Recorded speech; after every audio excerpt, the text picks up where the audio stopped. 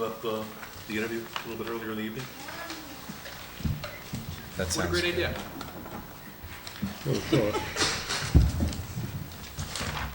Okay, so I motion we accept the agenda as amended. Second? All in favor? Aye.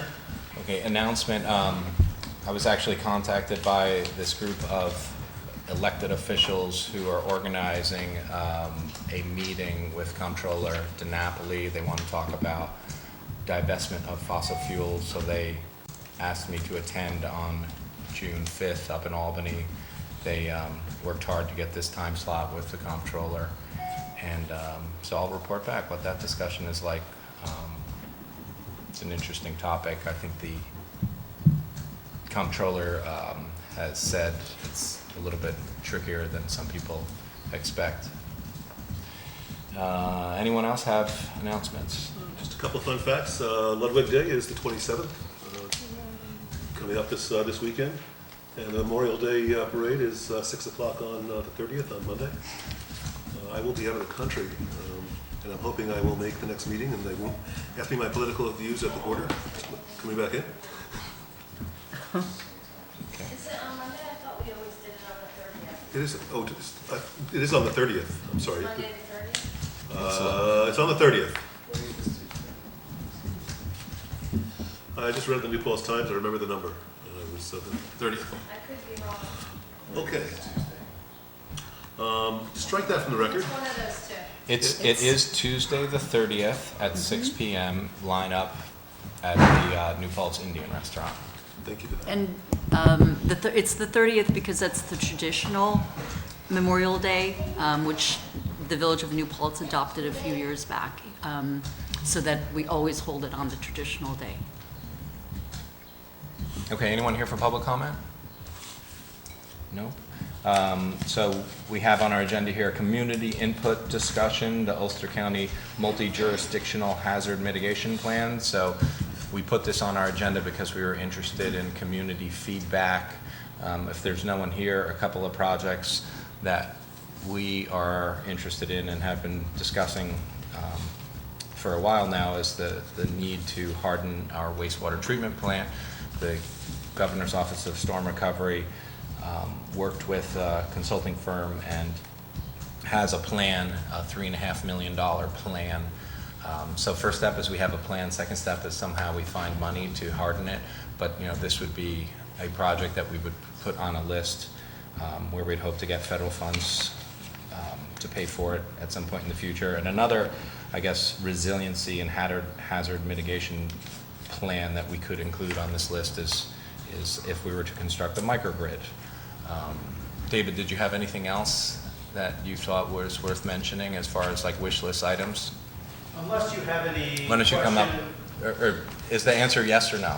The answer is one project I might recommend for future David Gilmore, village planner, and one project that's not on our current list of 8 projects that we're advancing in terms of hazard resiliency and mitigation is possibly for this town hall village hall as a critical facility. We have a generator. If there is ever a natural or man-made hazard event that occurs, it seems like if we do things, if we're successful in retrofitting this building for deep energy savings and finding ways to make this a resilient building, a healthy building, then it probably will serve better in conjunction with other emergency operations during a storm. Right, So and that this might be building could end up being one of the buildings connected to a node within a microgrid. Correct. Because the initial stage 1 plan did not include this building, but then there were some other properties that were included. So that's kind of a work in progress too. So we can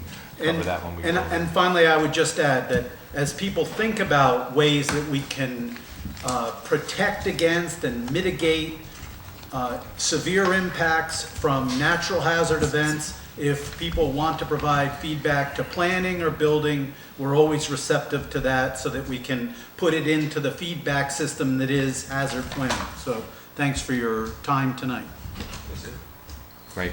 Thank Okay. you for your time too, David. I'd like to motion we accept the consent agenda. Second? All in favor? Aye. Do we want to chat with Jessica now, go into exec session and do that quickly? Would that be helpful? Sure. Does everyone come? Or we can do I'll stay it, behind. Do you want to? we can do it, Oh. here? or we do can you do wanna it here. private? Let's do it here, that's easier. Why don't you just come sit with us for a moment and we'll chat about your interest in the, serving on the Historic Preservation Commission.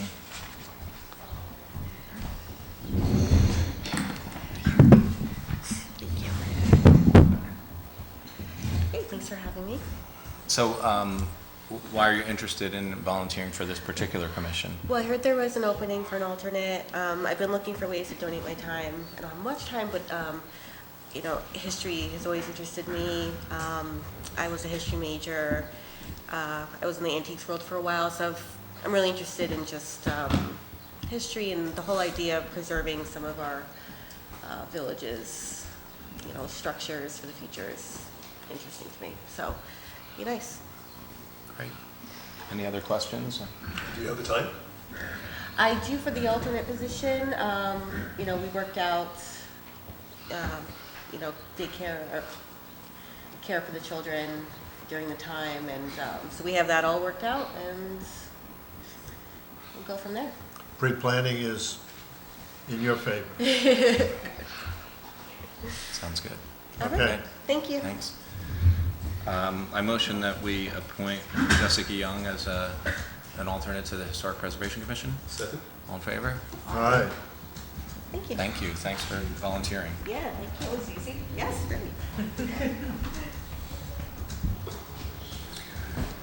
So the next item, we have a resolution regarding the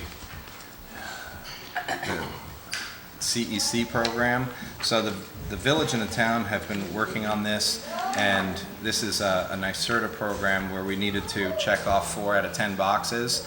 And with the recent award from the DEC to install electronic vehicle charging stations, and the plan is to site one out here outside of Village Hall, and then the town is going to do one at the community center. So that would be the 4th of the village's boxes that need to be checked. The other 3, we did a training session with building department officials for green energy code enforcement.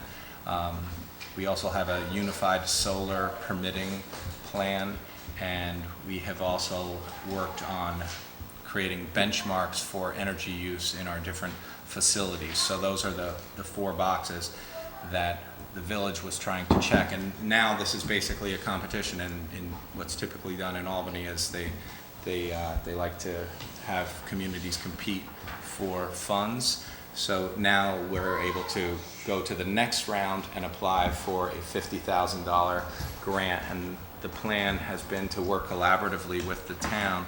So once we both secured these 4 initiatives, we could both apply for the $50,000 to go towards a master plan that has a green focus.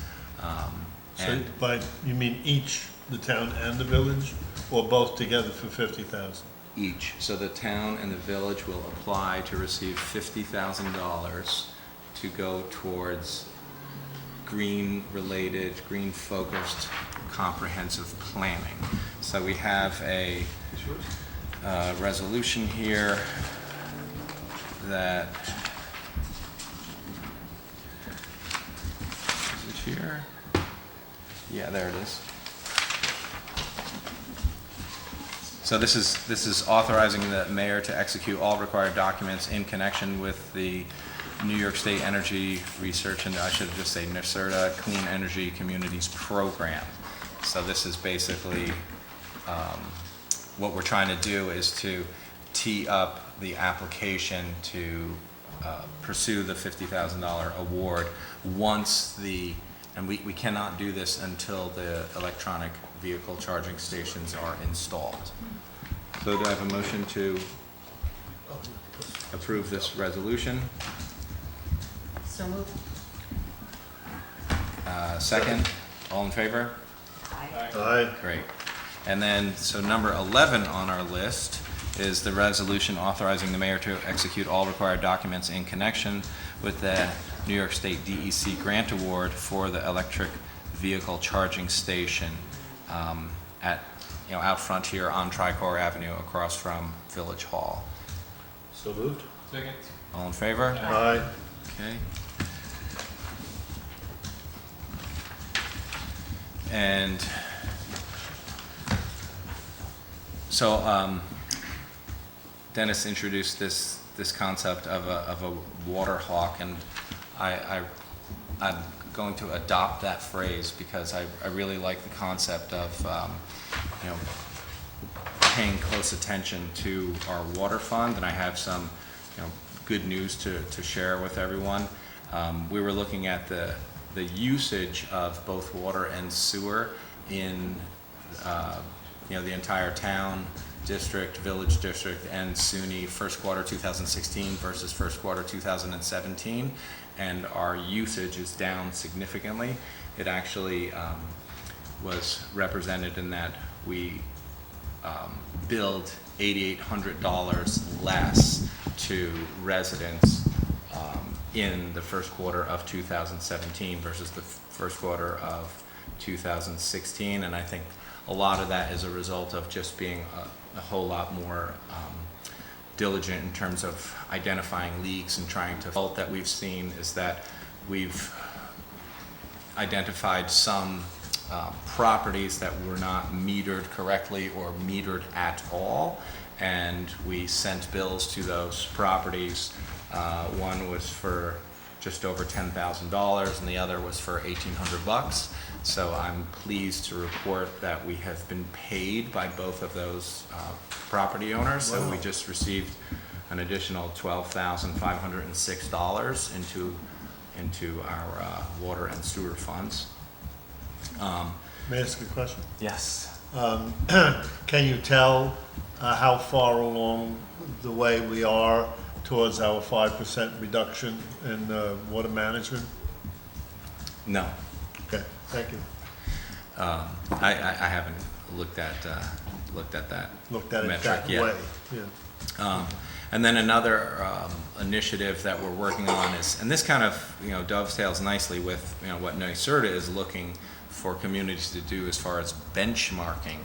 And I'm a big proponent of creating baselines and understanding what we use as far as water. So our DEP staff, or not our DEP staff, our DPW staff, we brainstormed on the Hampton Inn is a new municipal water user, and I think it's very interesting. That will be very interesting in terms of what kind of demands that will represent as far as our water and sewer usage.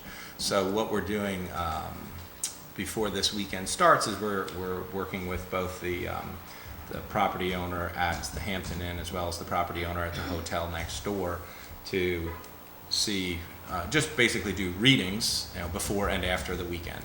And we're trying to see what kind of usage exists on big weekends like that. I think that kind of data is really helpful when we have outsized usage, and we could say, well, was that a result of a water leak, or was that a result of just a very busy Memorial Day weekend? So that's, I think, also falls under this umbrella of water hawk related initiatives.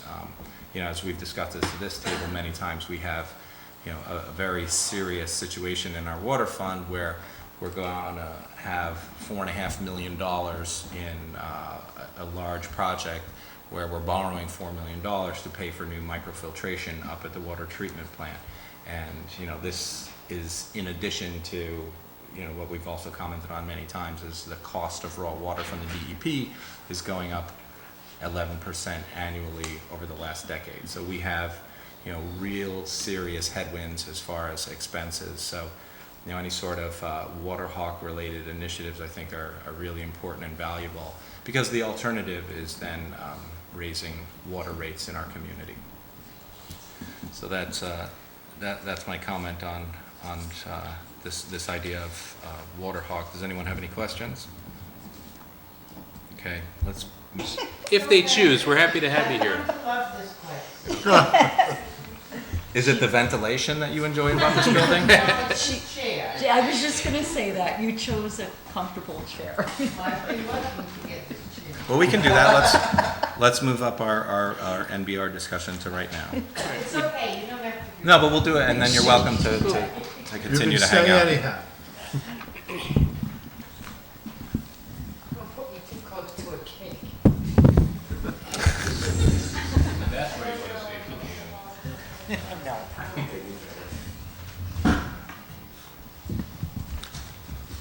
So, We were just had our NBR code review meeting at 5 o'clock for this meeting, and just want to share what you told the rest of the committee at that meeting regarding funding for the next phase. yes, I spoke with my, and originally the idea was to come up with some new ideas and review the MBR zone and come up with suggestions for a redoing of the code.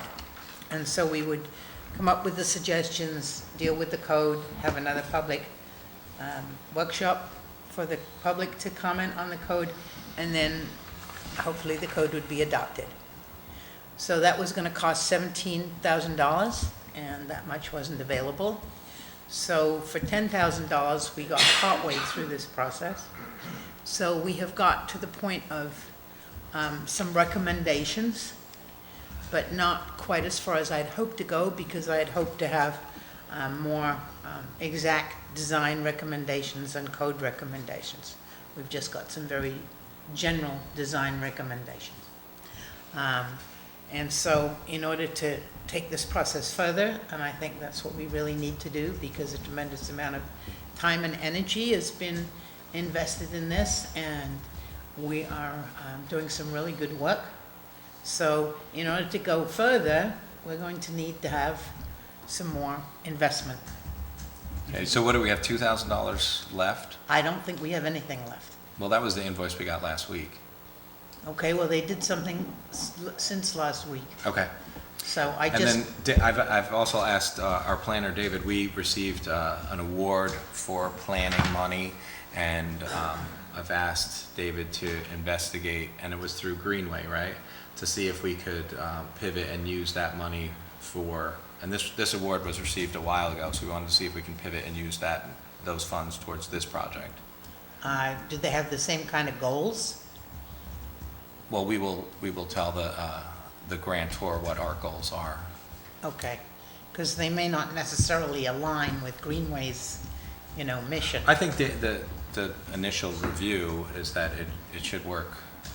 Okay. And this was David's idea, and I've been encouraging him to chase it down. That'd be great. Do we have any idea on a time frame when we would have more information about that, David?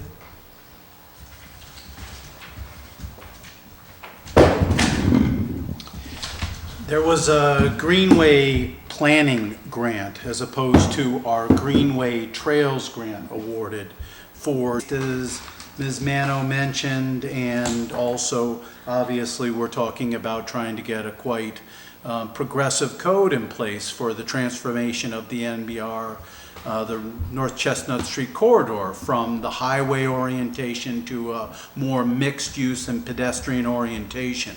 So we will be speaking, I've had it on my list, I didn't advance it significantly today, but we'll talk to Greenway about trying to work this project in as an important, discrete project that really advances overall community-based planning. So, And the village secured the money.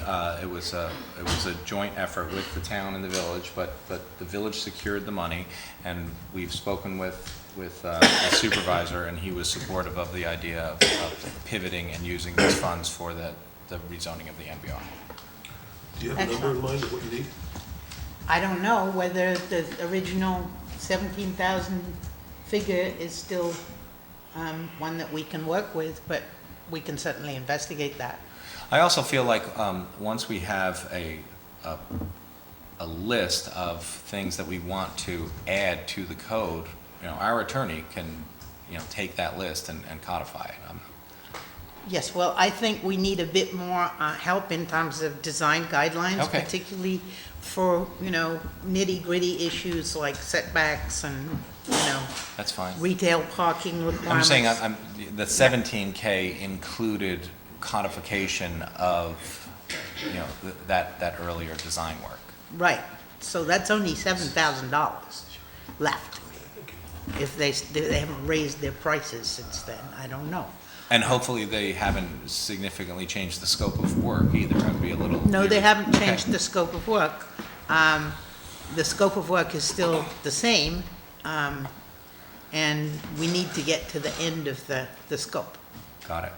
So And I really want to express my thanks to the people who are serving on the committee. They've been really amazing in terms of the input and the thoughtfulness that they've brought to this work. And wind beneath my wings. And maybe we can keep Bill on as wearing two hats. I don't know. We're hoping to get somebody else from the planning board because that would be helpful. But Well, we on would the only other be hand- able to have 3 folks from the village board on that committee.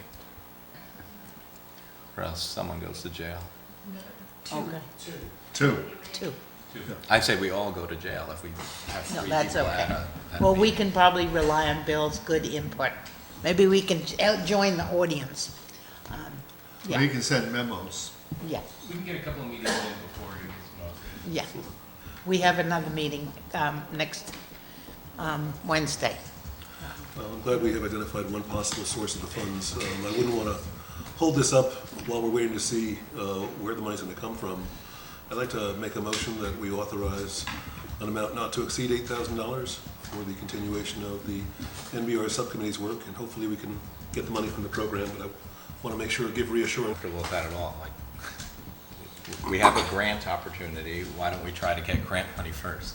Oh, I understand, and that doesn't preclude that at all. So if we can use the grant money for that, that's great. I just want to make sure that the money is set aside, and wherever it comes from, that the work goes on. So you want to, Whether you maybe grant we money should or not, consider still need that that's in the motion as the first option. Sure. I'll take that friendly amendment. Right, but what I would also like to understand is like $17,000 included codifying the committee's work, including the design review. So we removed 7, and if our attorney does the codification, I think we like need why are more- we short $8,000? I'm not following that math. I would prefer to have more, The original proposal included taking the plan and turning it into code.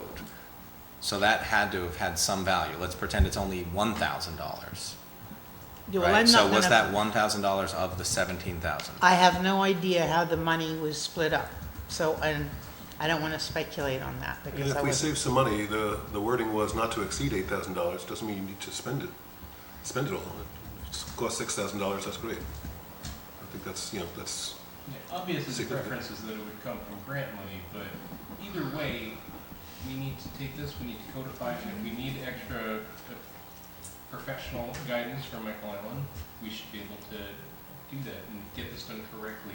Now that we're, on the 4th time doing code for the zone, let's get it done right. If we have to spend a little money, that's great. Let's focus and try and get grant money first, but I like the idea of committing the money regardless. That way, the committee knows they're not working towards a fruitless end. What I would really appreciate is like a comment from Michael Allen at BN as to the breakdown of where to, like, $17,000 was for design work, these charrettes, and then taking the design work and the review and turning it into code.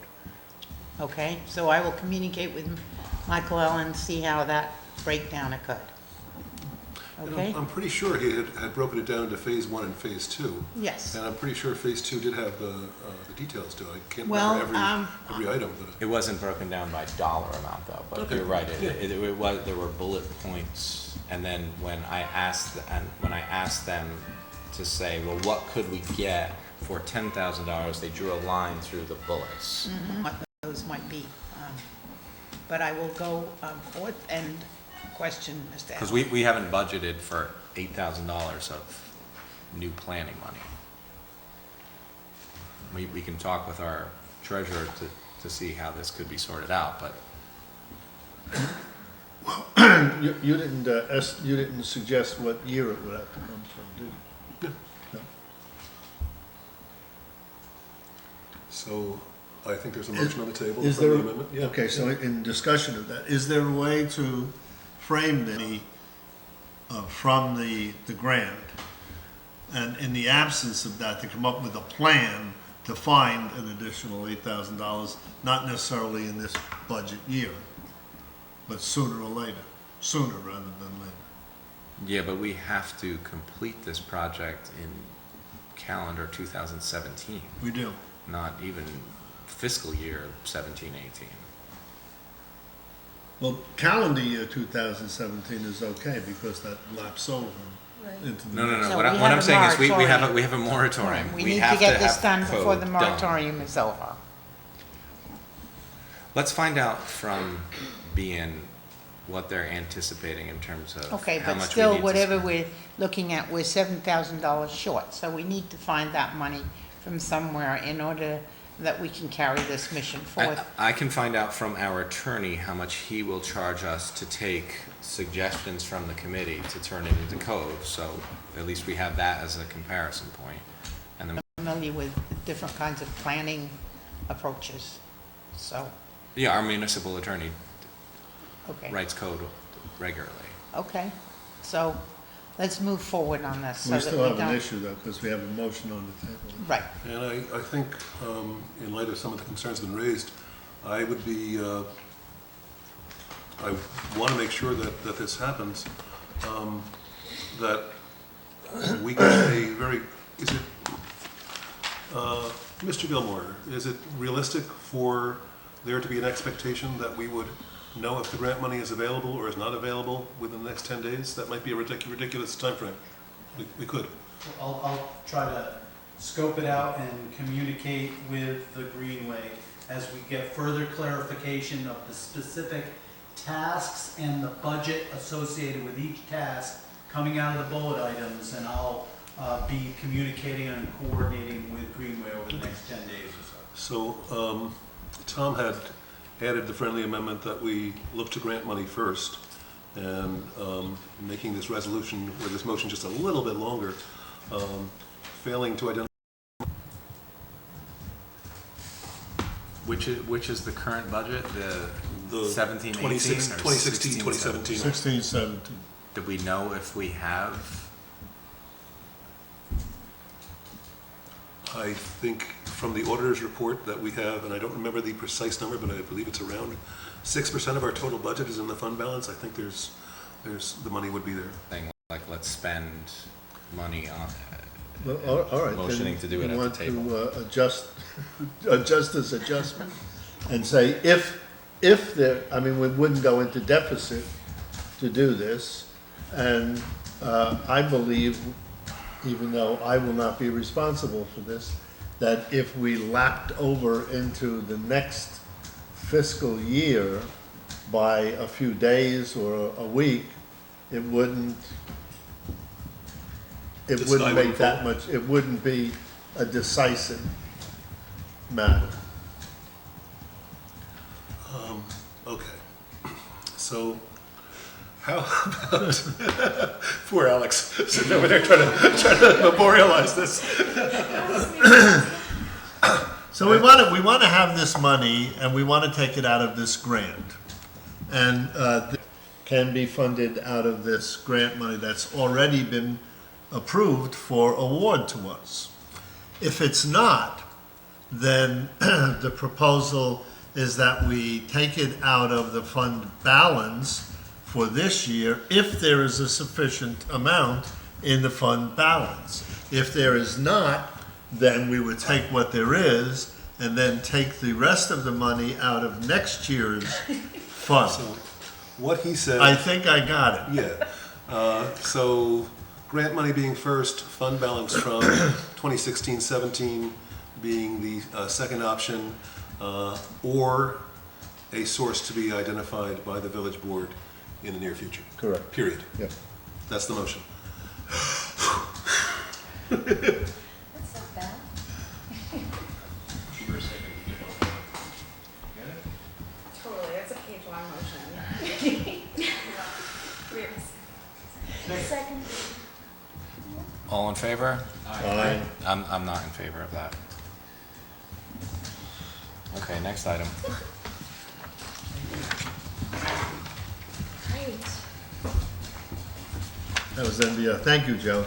You're welcome.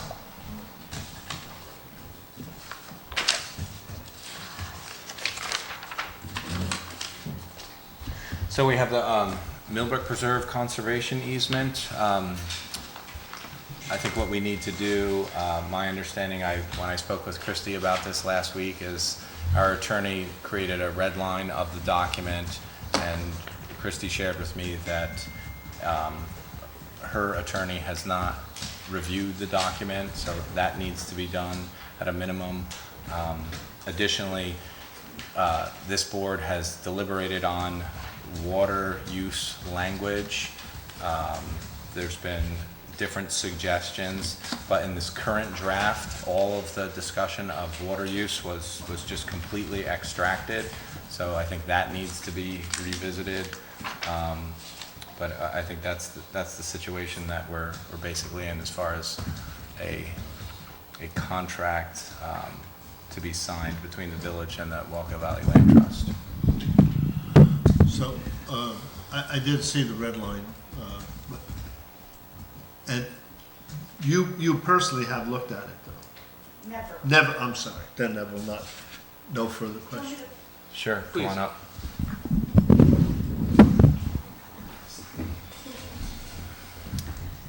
The Walker Valley Land Trust has never seen the September red line document, only heard about it. The Walker Valley Land Trust attorney has never seen that, and when I asked Marty about it after our conversation, he said the email that was sent around in September to the village and town boards stated to not share that with the Walker Valley Land Trust. We never saw the red line document, so I've never been able to respond to it or. So my understanding is that, Rebecca, you were taking on this project, so I'm curious what happened. I really don't know what happened. You know, obviously, if you guys were left out of the loop, I had no idea. I think it was also very clear that our board said, let's send the draft agreement to our attorney. I think there's some confusing discussion going on right now where I'm being told that I said to not send it to the land trust. That's what I was Yeah. told for the red Okay. line. The red line I've never seen, so and I wasn't on that email that said that either, obviously, so. I'm Well, Just- I can whatever it confirm is. I've never seen an email that said, don't share this with the land trust Okay. in regards to a red line document or anything else. So just. And throw that's, that you know, out there. that's, I guess, interesting, and I'd like to learn a little bit more about that, but I guess the bottom line is, our attorney generally being pleased with where things were with the draft conservation easement. And I know that your attorney has been trying very hard to make contact with our attorney and has not heard back. Although, you know, I think we got 4 or 5 emails today from our attorney, so he was at work. I don't know why there wasn't any response to try to clear this up. Has anyone shared the red line with our attorney? Excuse me? Has anyone shared line the came red from line our with attorney. our Red line that came attorney? from our attorney? It came from our attorney. Right. Why would we share it with our attorney? I'm sorry, with the Walkill Valley Land Trust, the one that came from our attorney, from September of 2016, When you found out they didn't have it, did you share it with them? creator for this project. And I reported out the same day that I spoke with Christie that all of the water discussion had been removed from the draft and that our attorney's comments had never been shared with the land trust. So it was the board and whoever was working on this project had every opportunity to redirect that ship. That I was told not to work on it. During the same conversation when it was suggested that we needed to hire a new attorney to work on this project. That I don't recall.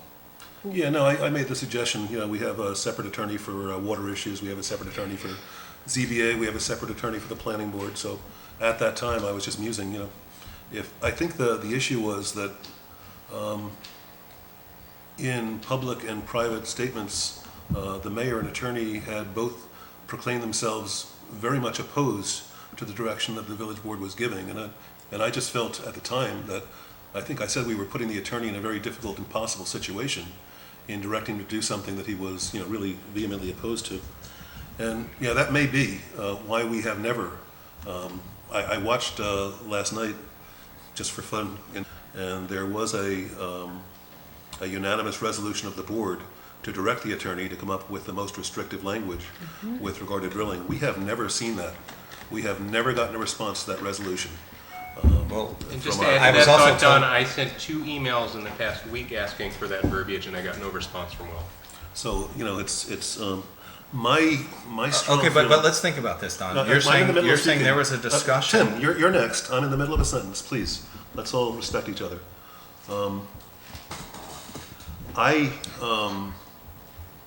I have been dealing with and working with this issue for my entire time on the board. It's complicated. There is not a unanimous view on this board with regard to many of the issues. I think looking at, what's the saying? That 2 things you should never see how they're made are sausage and laws. It may be that, that what we have now is not perfect. But what we have now, as far as the most recent draft, our attorney has proclaimed himself pleased with it. A couple of minor items they would like to discuss, but he He hasn't. absolutely has not. I'm reading his words. And Okay, again, I spoke with him today. Tim, I'm speaking. Will you stop interrupting me? Please. Your turn's next. This is twice in one thing I'm saying. You've interrupted me in the middle of a sentence. Please don't do that. Now, what I was saying was that we have an indication that there's general satisfaction with the conservation easement as it is. I don't think there will ever be agreement on the board with regard to this issue. I think we have 2 choices here. We have a choice of passing this on to the next board, where it's going to take a lot of time and energy, having already spent a year on it, or we can chance to interject. Well, I think when I have spoken with Will, and I asked Rebecca this at the very last meeting, did Will have any additional comments? You swore up and down he did not. He has told me otherwise. We can call him now. We Go can ahead. call him and ask him. Additionally, But when you're saying we're deliberating on the water language and whether it should be an emergency or whether it should be, if every other option has been exhausted, which is language that Tom has expressed trouble with many times. Dennis has suggested a while ago that maybe we need an identifiable metric. What needs to be going on in our community as far as our water needs. For instance, one thing that we're obviously focused on is the cost of DEP water or how much non-revenue water. Like if we attach a decision to an actual metric, that was Dennis's suggestion from several months ago. But having vague language where it says we're only considering something if there's an emergency, that language does not work. Additionally, we cannot deliberate on language like that over email. You have to have those discussions either publicly or in executive session if it's related to a contract. You cannot have those discussions over email. But we did have this discussion at the table. We decided what we wanted, and we sent the verbiage. We sent it to the lawyers to get the verbiage. Right, and do you understand how you're contradicting yourselves? Both Don and Dennis, you're saying, we've decided on the language. No, we decided on the goal. Okay, we decided on the goal, some sort of language, but the draft document regarding water completely. And that is what Christy has told me. So we have a draft that does not even come close to working towards that goal. I'd like to move to make the following addition to the draft conservation easement. Exploration for community water sources in the Millbrook Preserve, and I'll pause so Alex can get this down, will be prohibited except for water source emergency legislature and/or the Department of Health. Second. Could that be read back to us? Am I catching up still? Can I ask a question? Sure. Yeah? Come to the table. What's emergency? Come to the table. I just want to know. No, you gotta come to the table or else your question will not be recorded. It seems to me that emergency is subjective. That So- was one of water that we were locally sourcing versus the city, some sort of metric where we can say, okay, it's getting out of hand. Because quite frankly, the way that I see this is we have lots of opportunities in our community to find water. I just want the Millbrook Preserve to be the last option we look for. And if we don't have any sort of verbiage like that, I fear that it won't be the last option. It'll be moved towards the top of the list because it's a free option because we own it. And I think the advantage of the language, it's like pornography. If you have to have a unanimous vote, if the entire village board unanimously feels that a situation is an emergency, it is by definition an emergency. That is how you protect against it being a little squishy, by saying it must be a unanimous vote. If everyone on the village board who's elected and has this responsibility feels that it is an emergency, or if you make it real specific and tie it to specific metrics, you might miss something. We can't imagine what emergencies might happen that we haven't seen. And lastly, I do believe, and correct me if I'm wrong, I do believe it was specifically the desire to tie some metrics to that sort of concept that the attorney for the Wallkill Valley Land Trust was trying to reach out to our attorney to accomplish. And since those calls weren't returned, going back from last week to every day of this week so far, we've just missed that opportunity. I wish it had happened. It hasn't happened, so we have And can I we have. speak a little bit to that? So, yes, the two attorneys wanted to speak, but one of the things that the Wallkill Valley Land Trust attorney was coming upon is looking for statutes or something that defined what an emergency is. A disaster is the one thing we came up with, so that's why I wasn't able to even send something from just our attorney to everyone tonight. One of the questions I had is maybe a resolution for the board is more appropriate than language for the easement, because what you're essentially saying is it's still going to come down to a board vote. Department of Health might not make a decision on whether, the cost is appropriate for, it's just there's still so many variables in this. Future village board, you already have a restricted area, and so I have the language, it was the same language before, you guys have already restricted it, I've got it here, you've seen the language in an emergency for Millbrook Preserve is the most appropriate, rather than trying to find this metric for the easement, because an emergency, as defined by New York State or the statutes, is a disaster. What does that even mean, and does that really apply to what you're looking for? I'm not really sure, and the Wallkill Valley Land Trust couldn't find that for you tonight. There's also an opportunity that we would be completely forfeiting, which I think flies in the face of what we're trying to do as far as preserving open space. We had Dan Shapley come and meet with us a while ago and spoke about exactly this type of initiative. And the DEC and New York State is putting their money where their mouth is. There's $15 million of source water protection funds. 9 million. 15 million this year. They're going to do a 5-year program. So there's this is science-based. This is how you protect open space, is when you source your drinking water on open space. The DEC is willing to give you more money to create additional open space that we can attach to the Millbrook Preserve, and that is, something that I've tried to share with this board for some time now.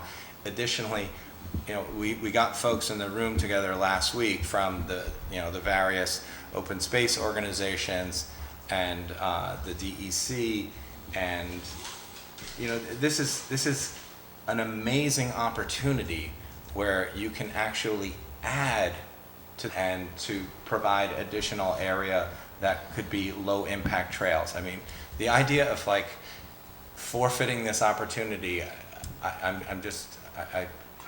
unfortunately, I think it's being lost in this conversation because we've had this like incorrect understanding of what it means to source water from open space. This is commonly done. It's a preferred way to source water is to put it on your land that is already protected.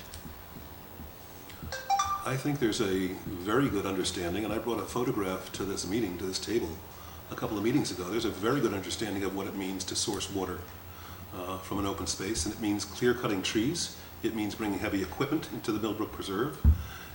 It means it does great violence to that section of the preserve. And in addition, the two spots that are on village property that are potential drill sites are they would directly impact residential properties. Directly. They're just not in an appropriate location.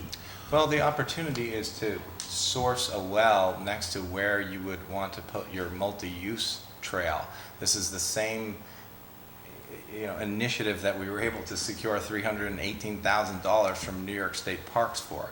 New York State Parks has given us funds for things like a multi-use trail, so you would do exactly the same thing that the Mohawk Preserve and the Mohawk Mountain House does. You put your multi-use trail next to the well site, so you're not creating additional roads unnecessarily.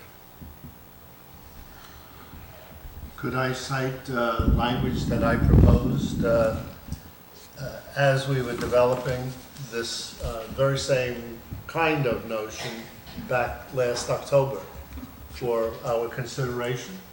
I think it's germane to this discussion right now. It was that there would be the restriction on drilling, or there would be the permission, let me start over. There would be the permission to retain the rights to drill, but my language then went on to say, however, comma, the grantor, that is the village, shall only be permitted to drill and establish such wells after a reasonable search by a qualified hydrogeological expert using DEC and DOH guidelines has been completed of all other already identified or realistically available nearby freshwater resources, which search has been double-checked and verified by an independent hydrogeologist, and which leads to the determination that the Millbrook Preserve site is the best, affordable, and most reasonable alternative available on that. I think that it avoids the extremes of language that I have objected to all the time, saying disaster, emergency, undefined, saying what would make it impossible to do this unless you have checked every source, which no one could ever verify. So I have tried hard to get 2 different sources to double check and verify that these are this is a complete list of all already identified or realistically available nearby freshwater resources, et cetera, et cetera, et cetera, et cetera. So you have all seen this since last October, or not. Maybe you haven't seen it. I don't know what you look at.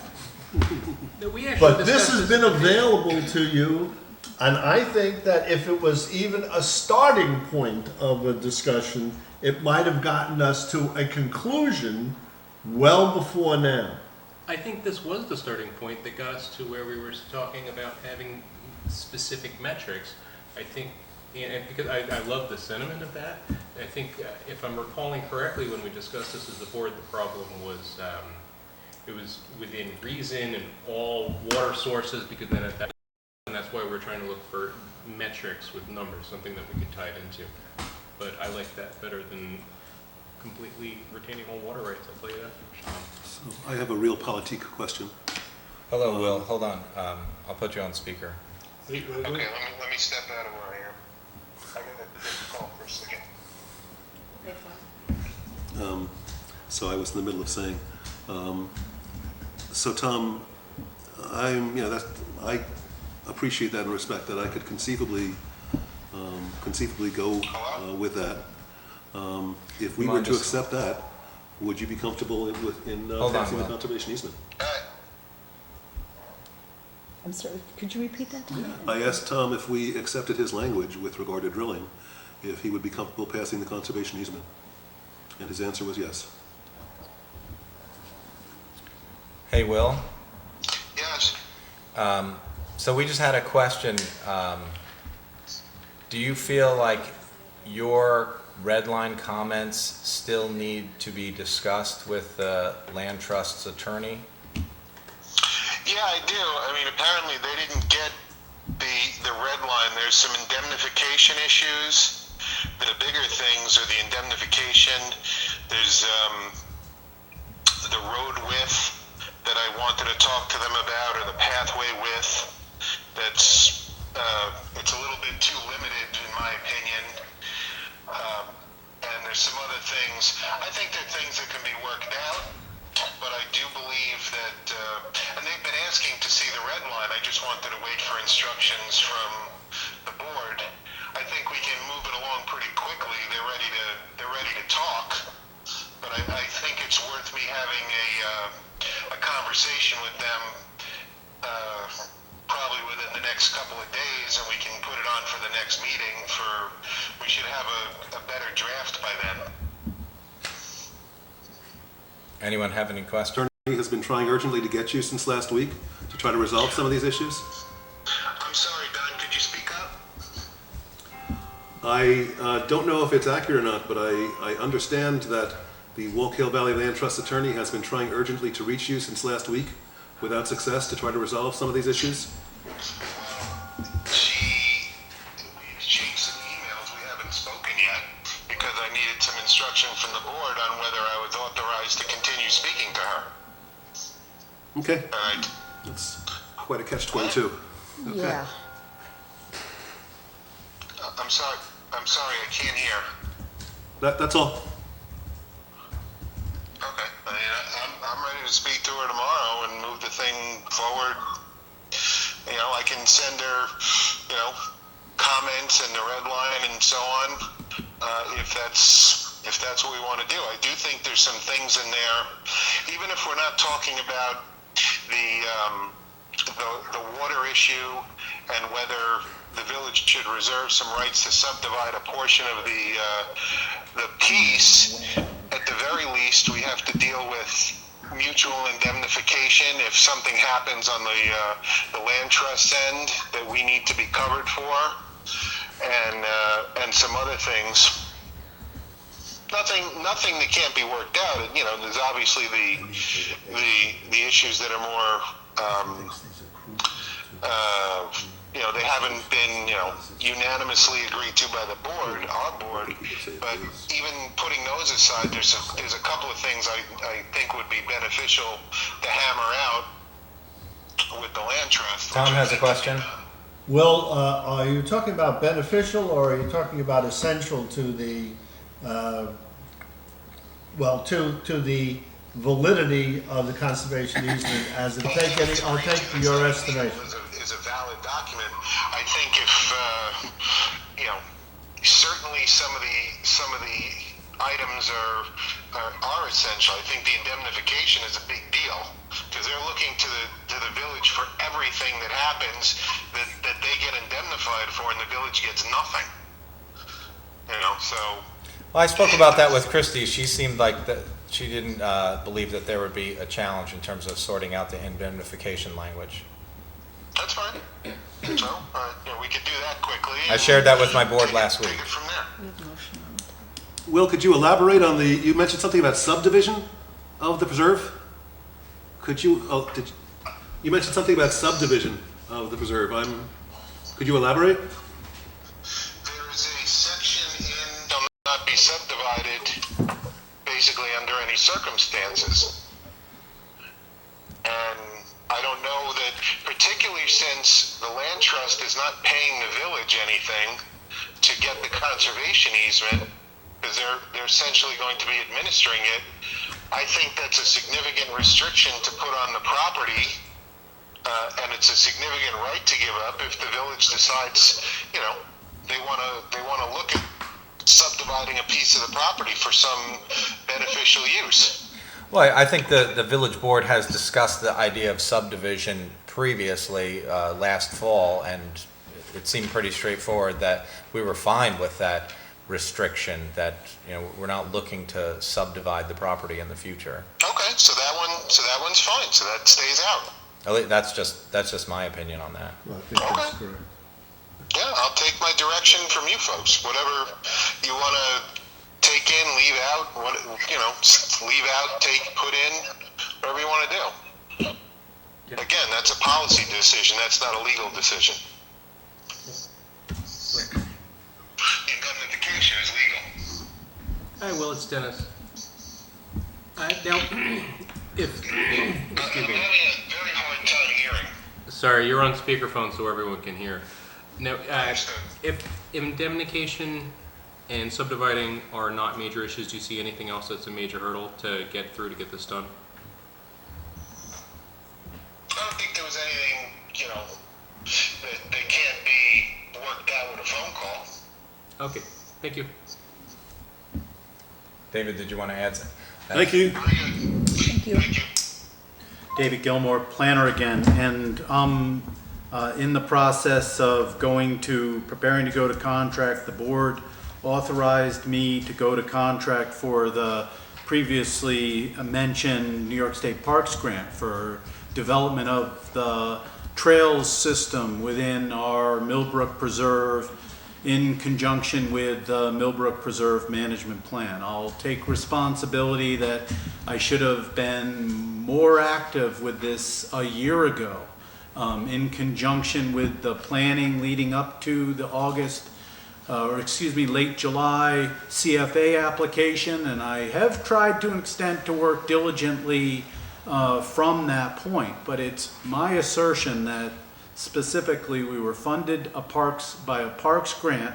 I believe I've talked only briefly on trails development and needs with Ms. DeBoer. Only briefly did we discuss, and by the way, I have a meeting on trails planning with a number of folks next week, but there are specifically proposals for a multi-use trail as well as a proposal for an accessible trail, a universally designed accessible trail that would be hopefully built by community members. My concern is that just I haven't had a lot of communications on how the conservation easement provides for trails development in conjunction. Accessible trail, universal design trail that's earthen and roughly 5 feet wide. The multi-use trail is higher order than that, but then also the extensive pedestrian trails. So it's my assertion that we just need to do some dotting of I's and crossing of T's to understand what's allowed for trails, widths, and development within that conservation easement. And I take responsibility that I didn't perceive that I should be more aggressive in laying out categories of trails, standards for trails, needs for trails within the conservation easement so that we have a very coherent allowance for trails within the conservation restriction that matches with our CAFA award. I do try to stay up to date with minutes. I don't always watch your board meetings. I oftentimes don't come to board meetings. And then finally, conservation restrictions. So I think that some of the presumption is that these sort of higher order trails for the multi-use path that gets a safe route to school, for example, by concept from Mannheim over towards Duzine School, and that's in our safe routes to school plan, but then also that accessible trail. Hopefully we've got that well laid out within our conservation easement. So I hope that we can really do some fine detailed work with that to make sure that we have a conservation easement that fits the needs of the community in terms of, I understand that this is an open space and natural resource that's going to be utilized and valued by the community for hopefully eons. But hopefully we can provide for recreation trails that will also fit within the conservation framework for Millbrook Preserve. So could I ask Christie and David,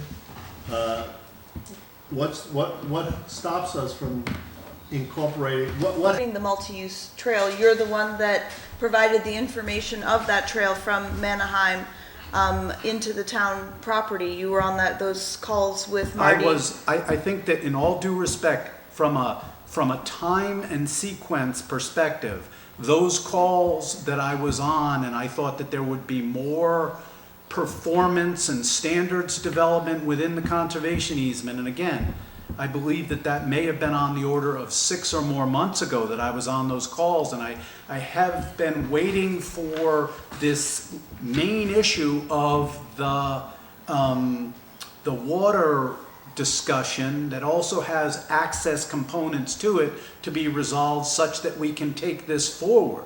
And I have taken the opportunity to corroborate with the village attorney that this is an interest as a planner, that we just do a great job within the conservation easement. I don't disagree with that, and that's why the recreation plan that's outlined then specifies that once the conservation easement is completed, those really important details and dotting the i's, crossing the t's is done after the easement, because those are things that also could change over time. Am I correct? I really don't want to be involved in a tit for tat, and I'm happy to try to facilitate the dialogue. I'm concerned that we have a conservation restriction that meets the needs of the community for eons, and a recreation plan that is well considered and rational and meets the needs of the community now and for eons. And I'm interested as a planner in dotting i's and crossing t's and optimizing this conservation and easement policy and all the planning and development that goes along with it. So if I haven't done enough, if I haven't invested enough resources to provide feedback and make this perfect, I apologize, but I just submit that it needs some more work. May I ask Christie again, if I'm understanding what you just said a moment ago correctly, even as it may be imperfectly currently formulated, allows for after the fact insertion of such a matter as the easement, handicapped accessible the trail. easement states trails are allowed at 9 feet wide with a hard pervious surface of 5 feet. Those are for the hiking trails. And for the multi-use trails, the easement states one multi-use trail tread width no greater than 14 feet, of which 10 feet is a hard pervious surface, and the length of that is defined in town and in village from Manheim. And the crossing T's, dotting of I's part is that the map, which is what the scoping meeting's about, those details, where were the bridges, the viewing platforms, all of that is external from the easement, because those might change over the time. Beavers might move, flood, and that's what's a living document, where the easement's more, I don't want to use the word stagnant, but defines this, and then these trails move around and where they are, and that's what those specifications, as I meant, but it allows for all of that. So I wasn't going to be here, and I know it's 2 of the trustees last evening, so I wanted to come and show them their respect. My kids are home with my oldest, so I'm going to need to get going because I don't have a babysitter, and my kids are leaving town. My 11-year-old said, it's 6 a.m. in the morning and I have to get them ready to go. 14 feet if we need trail curvature, if we need ecological design in terms of drainage. I've designed the trails, I've worked with others. I'm concerned about feasibility. This next stage, we're gonna hire engineers. We've continued to pursue feasibility. We have a meeting scheduled in 6 days. So in all due respect, I just hope that it's a community-based effort to get designs and that we'll be able to get these trails that fit, and that we're not gonna be finding that 14 feet, if we need some curvature, if we need to disturb some slopes for side slopes and drainage, that we're not shooting ourselves in the foot, and because it's a conservation easement that is rigid. So I'm sorry to, again, I wish I had done more for this project earlier. I hope it's a community-supported project. And thanks for your long day. And I always tell people, family trumps work, so you have some kids to take care of. Oh yeah, so there was a motion without a second. Can I read that back to you? Okay.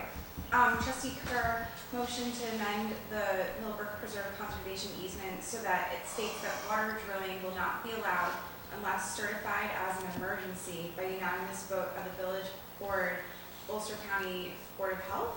And it's 49 minutes into the recording, so I can get that repeated. Did that sound correct? Or? It was the county legislature or the Department of Health, but I think Tom offered a friendly amendment, which I indicated I would accept.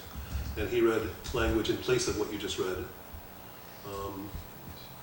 So that would be the amended motion on the table. And Tom has it in an email if you need it again. Oh, great. Yeah, it wasn't stated as a motion, but I have some of it. If you want to read it as a motion so I can get it in, that'd be awesome. I think this is technically a friendly amendment, which is replacing the wording in my original motion. Thanks, David. Thank you. Thanks, David.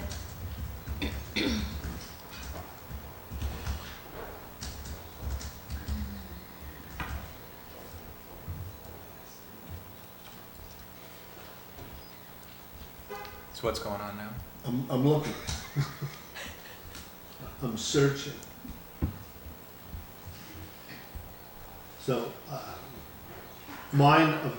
this amendment, or suggested amendment, is of course embedded in the language of the easement as it was being developed on October 21st. I don't know if there have been major changes. Well, apparently Subsequently. it's been removed, so let's talk about. So here's how I'm reading it. And what I said was, I suggest the following with no pretense as to its legal standing and without having consulted attorney in advance. But starting at the end of line 2,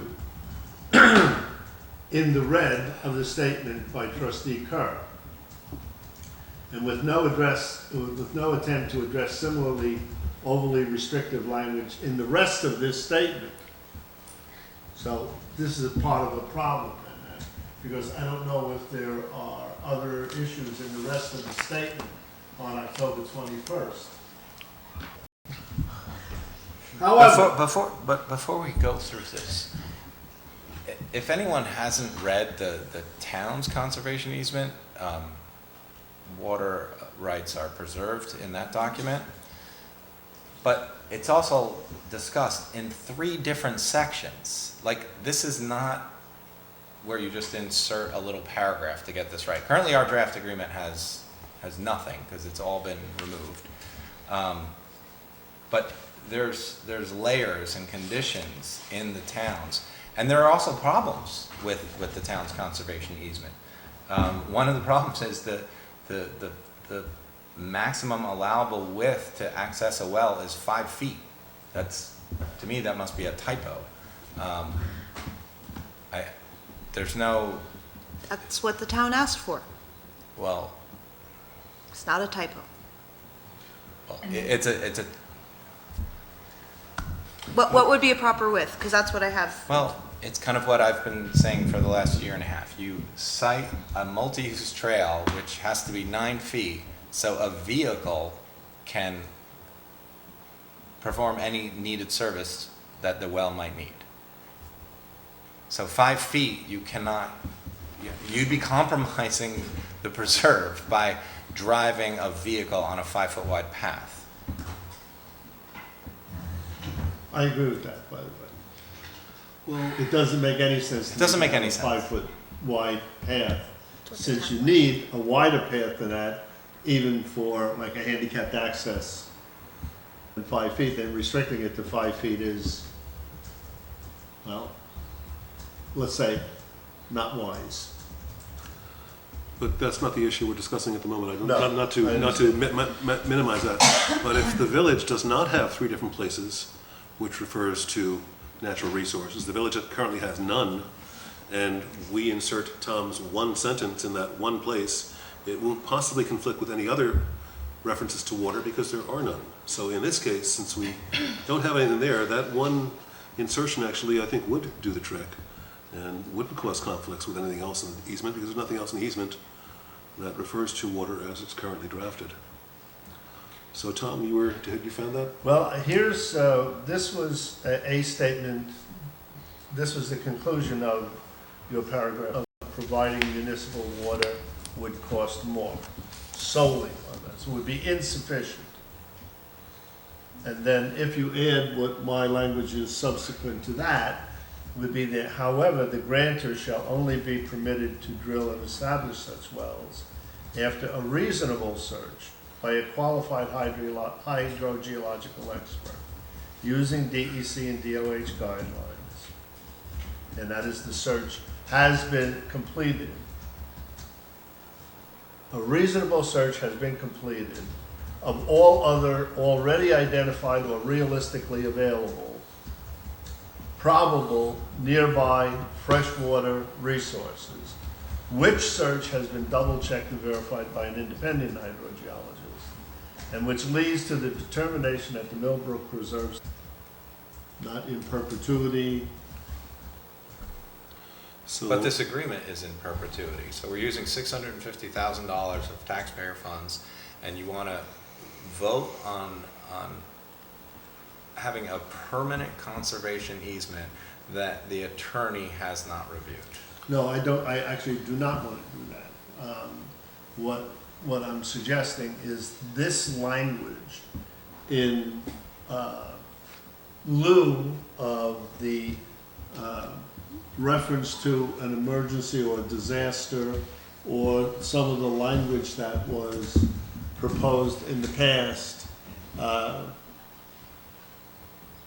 requiring that all possible before this could be done, which I have argued makes it impossible to do, since you cannot know that all possible sources have been exhausted. You cannot know that. So Rebecca, I think you seconded my original Yes. motion. Do you accept that friendly amendment? Yes. Thank you. So we still have not gotten to the whole conservation easement. And I may have been too hasty in saying I would vote for, because I don't know what it is at this point. Well, I let's, don't know what we've It's- got. Maybe we don't have a conservation easement yet. but can we vote on the thing we just Yes, motioned? I mean, since I then? would vote on this, yeah. So all those in favor? I think we've seen it so many times, and obviously we just adopted friendly amendments. It'd be great if our attorney saw it once. Our attorney just said that he thought it wasn't going to be an issue. Voting on the whole thing. We're He voting did not on say that he language. didn't think water would not No, be no, an no. issue. But that doesn't sound like that's the interpretation. I have sent this to our attorney twice, because the first time I sent it, he couldn't open it. I have this communication asking me to send it again, and he did receive it on October 21st. So you're just voting to add this language to the existing draft? Yes. And that's the question on the table. And all those in favor? Aye. Aye. And I can clear up a mystery. Receive. It was not like anyone said, do not tell them, do not copy them. The language was, I removed Christie and Dennis from this thread, so it is just town and village board members. It wasn't a command or an instruction to hold anything. It was just a statement that someone had sent an email and had just removed some names, rather than an order not to inform people. So I feel we have We have a conservation easement that is not perfect. I think the attorney has said that there are, the issues that remain are not life or death.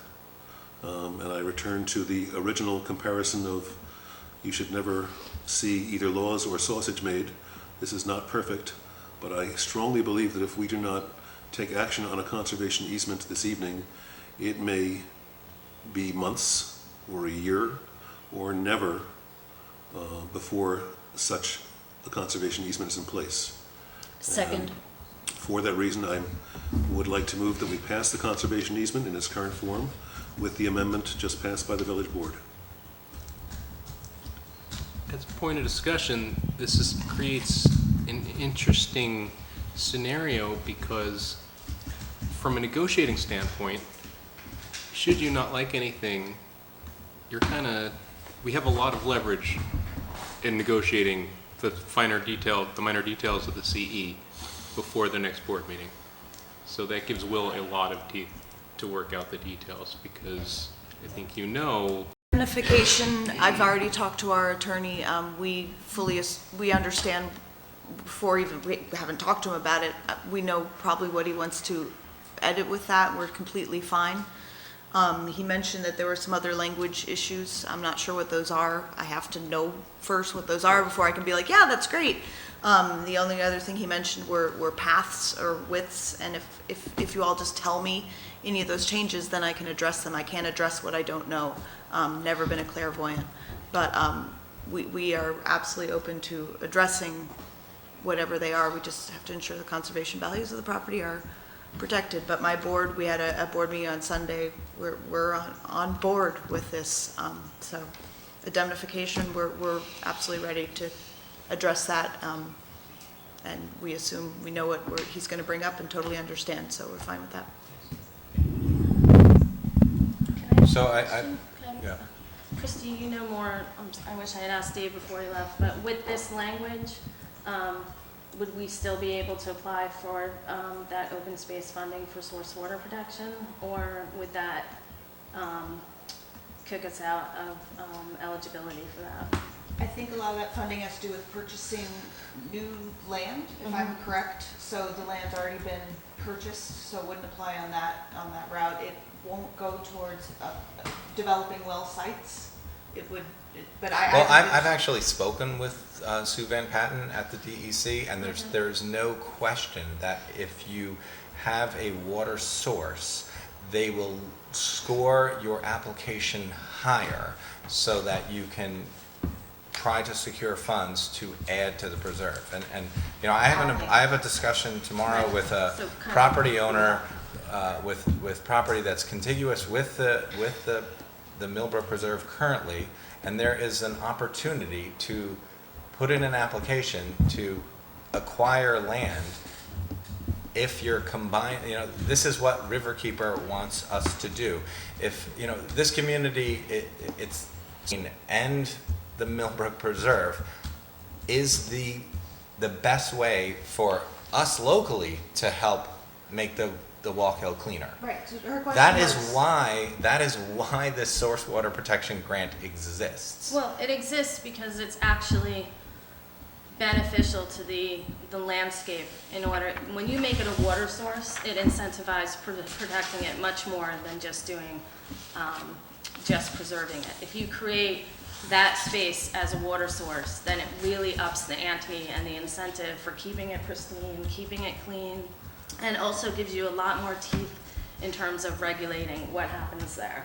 So, I mean, I sounds like I'm not in the same place as a lot of people at this table, but I'm just going to take the opportunity since I'm sitting here.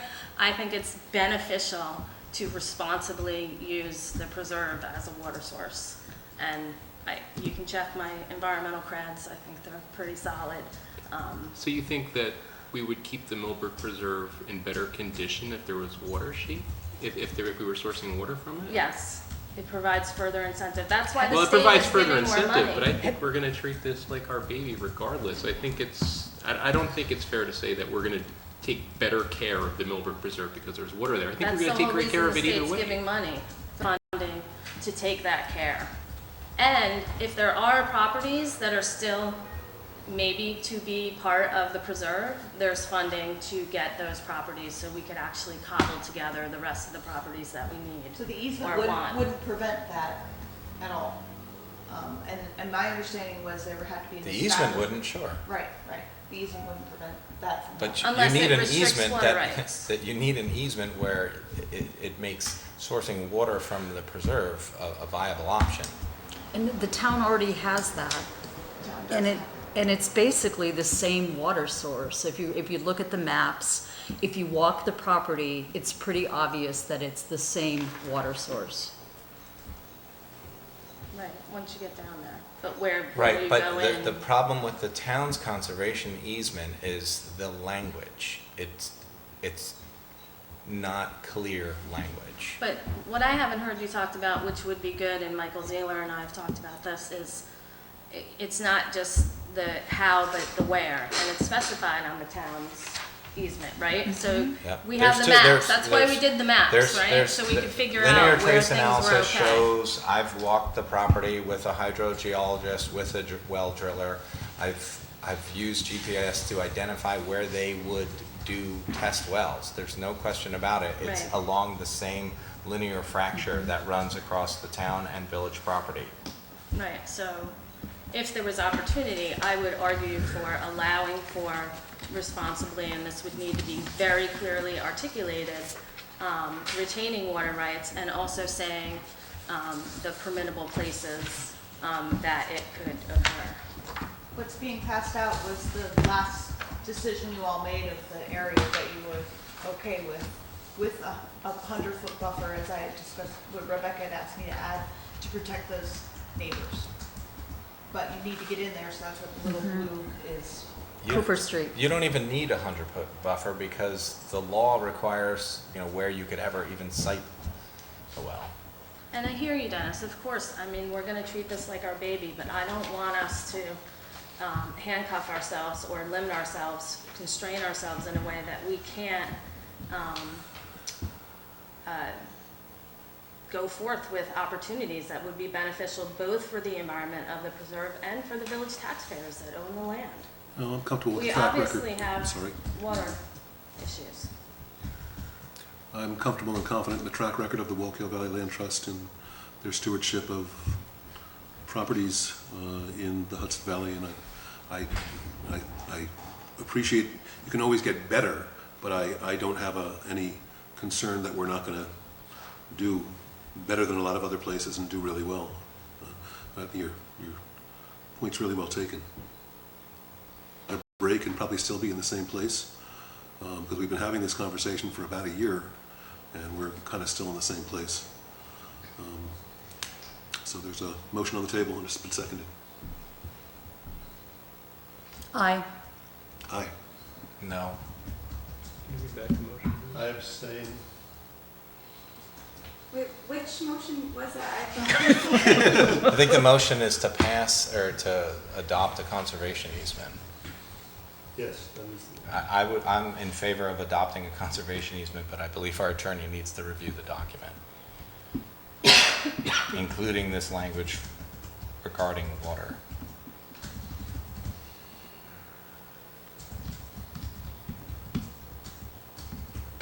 I believe I have to abstain in this case. What was the vote? Aye.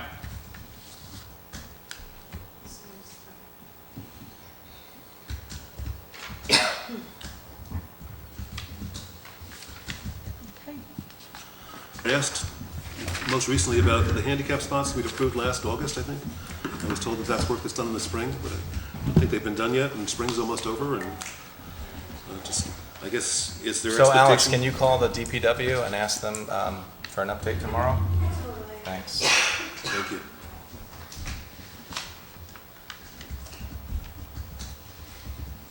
Okay, so I motion that we approve Dennis McGee, who's currently an alternate, to fill the vacancy on the planning board effective 6/1 with the term expiring 5/31/2022. Second. She beat me. KT, we have to go into exec session and discuss two other options there are two other things that I would like for you to stay I'm for. just gonna talk to Kristen. Okay. So, all in favor? Aye. Aye. Okay, Affordable Housing Board appointments, acceptance of KT's who's currently an alternate to fill the vacancy on the Affordable Housing Board effective 6/1/2017. Second.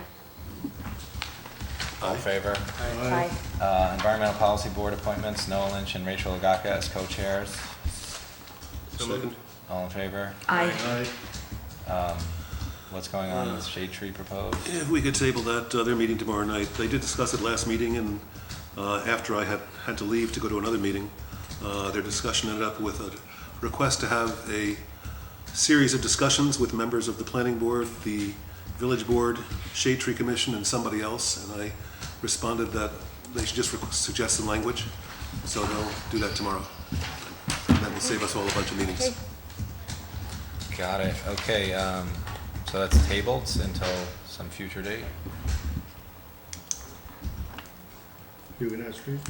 Huguenot Street, so this is a resolution with Yes. respect to closure of the portion of the street between North Front and Broadhead.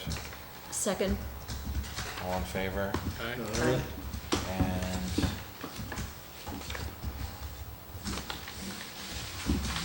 isn't there another resolution related to that? No, so that's done. Okay. Um, Bills and claims. Yeah, so the approval of budget modifications and amendments. Second. All in favor? Aye. Item 10, parking tickets on reimbursement of the parking ticket that was received after 5 p.m. on a Saturday before church at St. Joe's. I think the previous administration had asked the parking enforcement officer not to ticket in that area during the last half hour of her shift. So I'm very much in favor of anyone who was ticketed after 5 p.m. to be reimbursed. Yeah, I don't have any opinions. That's a second? Yeah, do we need a motion to make that a continuing thing? I know the previous board did do that. You actually did that on Huguenot Street when you had that excellent meeting on Huguenot Street, but do we need a board action? Or can we just make that a policy that they won't issue tickets anymore when people are attending services? Maybe we could just be on the record saying that we would like to continue with that as, best practice for our PEO on Saturdays. Sounds good. Yep. Okay. So I make a motion that we approve bills and claims. Second. All in favor? Aye. We missed number 8. We missed the standard operating procedure for water exploration. Okay, so you wanted to address that? Yeah, and I handed out a draft list to the board, which I did not print out 7 copies, and I don't see in the packet. Anybody have a copy? You did send it. Yeah, it was before the Yes. last meeting. Yeah, I remember reading it. One thing that we addressed in exec session the last time, there was some language regarding, it was also really specific in terms of it named a hydrogeologist. I don't think that should be done as far as No, an I think it SOP. didn't name a hydrogeologist. It said that for any projects involving private land, that the village's hydrologist would give a second opinion. And I think that was also the desire with regard to, I think it was regarding 2 opinions with regard to water drilling in any location, including the Millbrook Preserve. And I apologize, I don't have that list in front of me. You had the item you just referenced, Tim, with danger that a village or town board would get into with regard to that issue is if they did not pursue the most full environmental sort of review that was possible. And I think if you look at history locally, the issues when they have presented themselves have been because there hasn't been the most full environmental rigor. So I think it would be important to have as one of our standard operating procedures that we would utilize the most rigorous tools. And I think doing so would prevent any legal concerns. We can perform a rigorous environmental review, but one that has to be developed internally. We wouldn't be using DEC standards. Wouldn't be utilizing what? DEC standards. Oh, okay. Well, and I'm fine And I with thought that. that, yeah, okay. Okay, so from memory, it was notify the public at the earliest possible point, make direct contact with individuals who conceivably could have properties whose wells would be affected,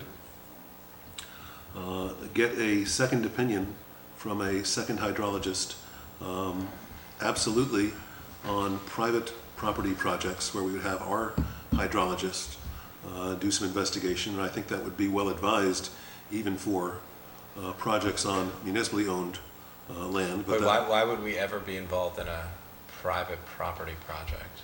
Well, I think there's one exploration going on now that is on private property by a private landholder, and the concept would be, if that investigation pans out, would be for the village to get involved and utilize whatever water is found as a source of municipal drinking water. So that's the sort of... But I think what you're doing is you're just encouraging that if we do any 72-hour test, that we try to identify the area of influence and neighbors, and that we contact those neighbors, right? That's we're just putting that down on paper, that we feel that that's a good way to proceed. Yeah, I think since we're potentially looking at numerous sites over the past several months and the future several months, it's good to have a checklist, a standard operating procedure. Here's how you do it. Here's the step by step.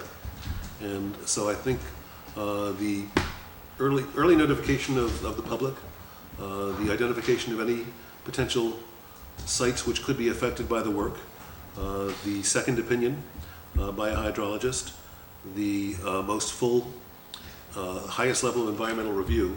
Those are the 4 items I remember off the top of my head. I think there was 8 items on the list, but I think those are probably the most important. I'm not in favor of hiring an additional hydrogeologist to review the hydrogeologists that we hired to do their work.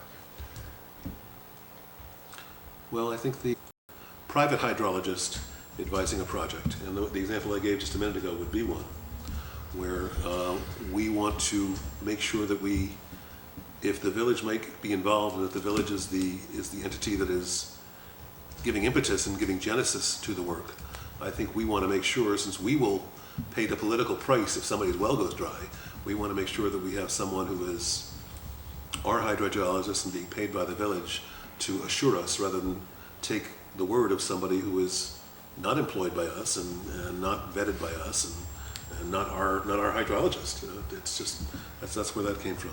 I think we can come up with That's one option. Wasn't the one I suggested, but because sure. we cannot mandate what goes on private property. Agreed. That's the entire genesis of the suggestion. So we can't mandate what happens on private property, but we can get an independent or a village hydrologist to take a look at information that's publicly available and to look at the surrounding areas, including in this case the Millbrook Preserve, and just if they see any red flags, that would be good for us to know. And I think if we charge them, you're working for us, go out and tell us, do we have any exposure here? You know, somebody who's working on a private property, their main focus is that property and that project and the work they've been paid to do.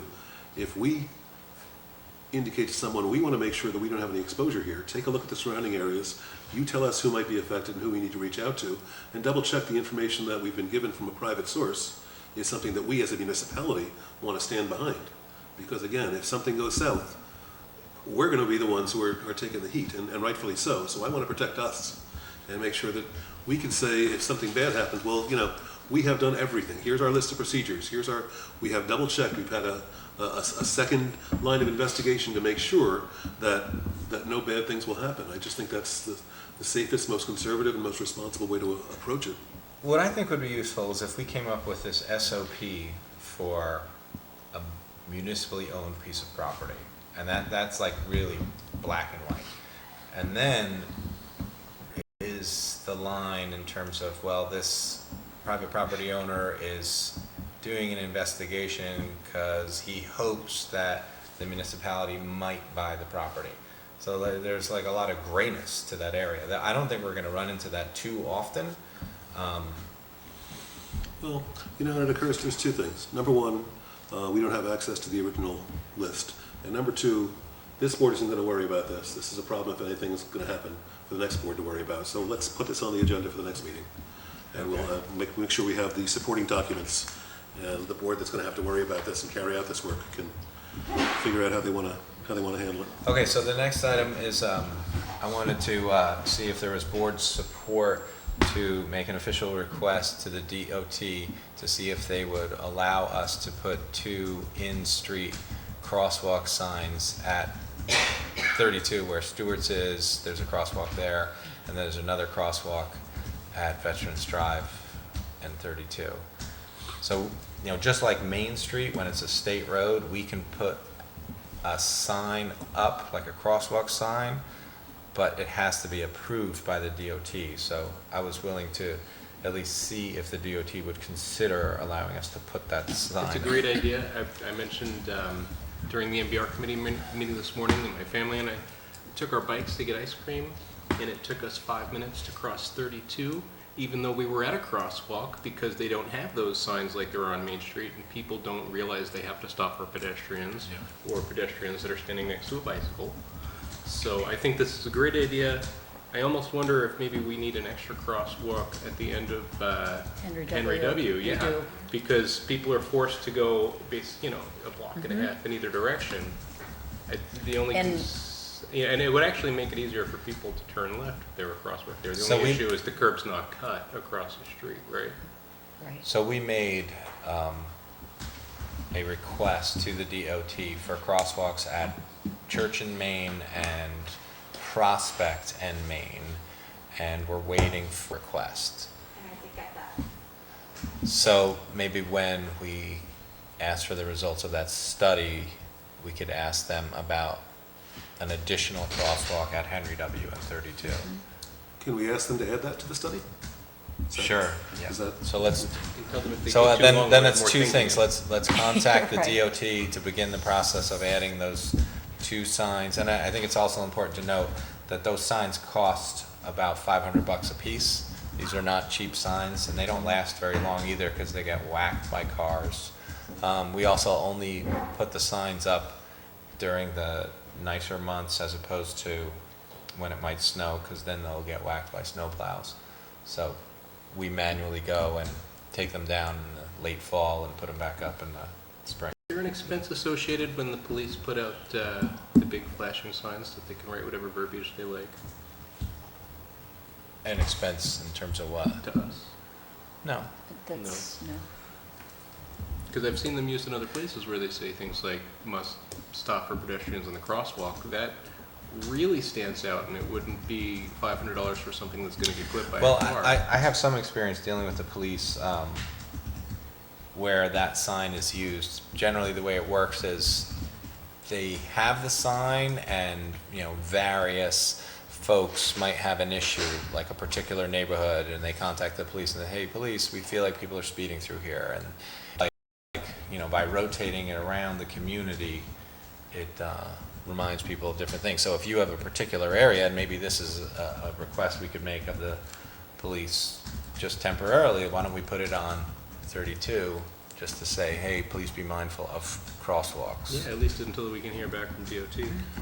So Alex, can we add that on the to-do list? Just send a note to Chief Snyder and ask him if he would see if that would help with car awareness and crosswalk awareness.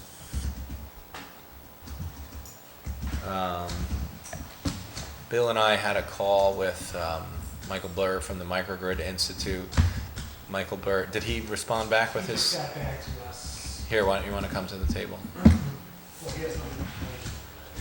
What? We're trying to see how Microgrid Institute would be compensated.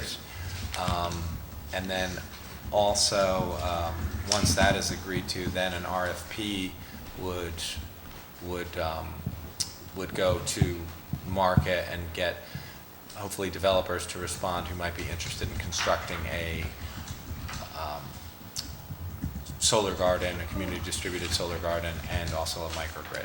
So that's just kind of the general update. I think our thinking was that we would discuss this again at an upcoming town village board meeting. Right, to go over the compensation agreement, right. There's also a communication of another type of an agreement as well that we have to, that's attached to the compensation agreement. Which agreement is that? It's the, To review. That's correct. And decide as a village That's right. board whether we want to continue down this path. That's of correct. Formally engaging Microgrid Institute. right. Okay, that's Yep. really an update. Just keep Yes. folks aware that we'll probably be discussing this again in the near future. We don't have anything else on this agenda, right? Or was there anything else added? No? Okay, so I motion what? Yeah, I want a motion that we go into exec. We might take action when we come out for two reasons. One, personnel, and the other litigation. Second. All in favor? I want to add also potential acquisition of land, just to cover us, for something I wanted to bring up. You guys joining us? Are you inviting us? Yes, please. Was it in the motion? Sorry. I don't know. That's why he's just busting chops. I think you just need to say why you're going. You gotta relearn all the rules. She really does. She's out of practice.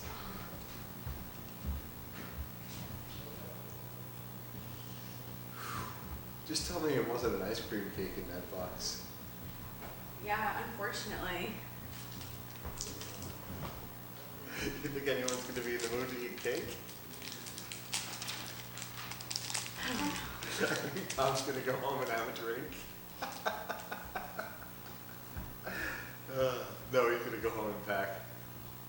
They're leaving for Greece, his wife told me. Really? Talk about get out of Dodge. That's what I would do. Yeah. Elected office. Who wants it?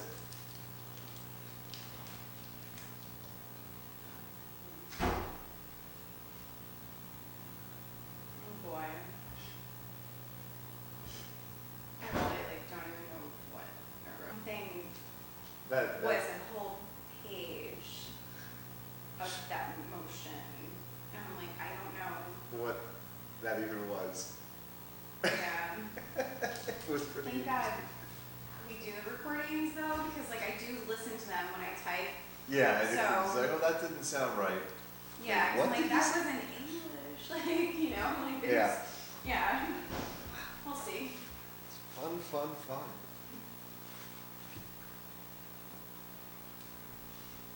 Yeah, I haven't seen a table slam since Susan Zimmick was in office. It was, I was like, what? yeah, it put Tom Rocco's to shame. Well, I think it's just that you have a better table here. This is a more slammable table than at the community center. Those folding tables just don't get the resonance. I think you should consider when you're buying municipal furniture is how well can I slam this table? Right? How is it good for political theater? Yeah, it's funny. It shook like as steady as the table is. It shook it enough that like I was writing down a quote about sausage and law because I'm like, oh, that's a really funny quote. I'm gonna save that one. Tweet it out later on. One day, put it on the memorial. As it happens, one of the books that KT's boss has written is Tales from the Sausage Factory, which he wrote with a Queen's Assemblyman about writing laws in Albany. That's amazing. That's a good title. Yeah, it is. Because it's so good because it gets at that whole like three men in a room making decisions behind closed doors thing. Yeah. Plus Yeah. that analogy. Yeah.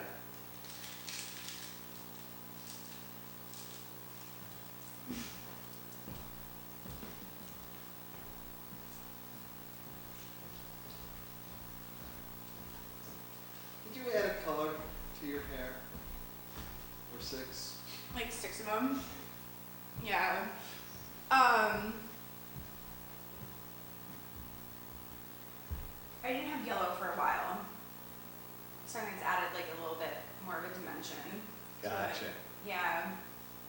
Good to have The layers. purples fade really quickly.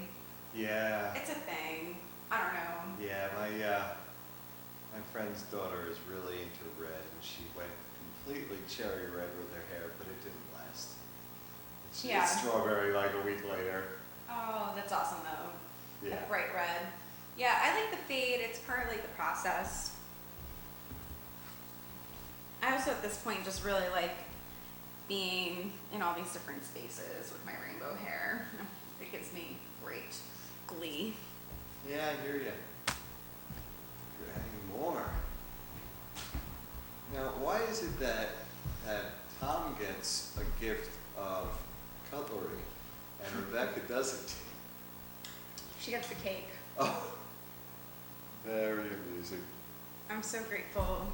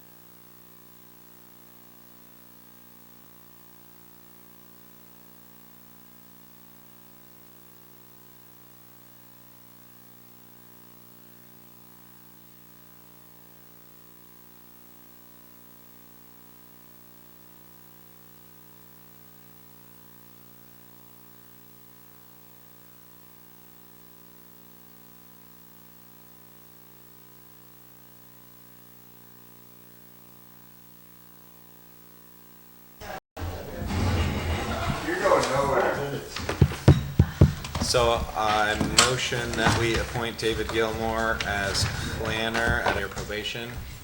That was a second from Rebecca. All in favor? Aye. Motion to adjourn. Second. All in favor? Aye. I'd like to just thank trustees Tom Rocco and Rebecca Rapso for their service to the village. Bakery very cake much. is tasty. Did they really get all of that on cooking? Thank you, Dennis. Tom. Nice. To be entering my 4th retirement.